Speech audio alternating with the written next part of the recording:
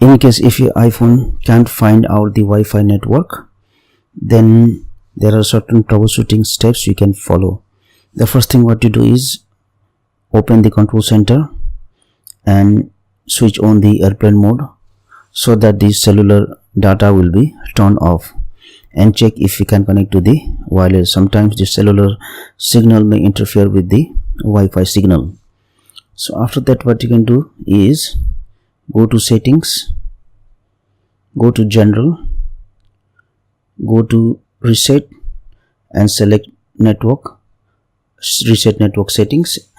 And if you have passcode, you need to enter the passcode. So this will reset all the network settings of your Wi-Fi, and check if you can connect to the Wi-Fi again.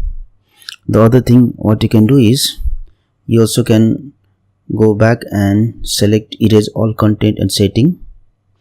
What this does is it will erase everything you have in your iPhone, and your iPhone will basically go back to the factory state. But if you have any important documents like photos or videos, then remember to back up and then erase.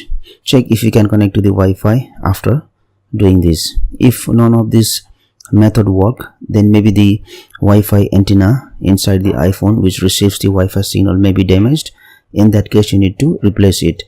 For that one, take your iPhone to the technician. Thank you for watching this video. Please like and share this video if you found it helpful.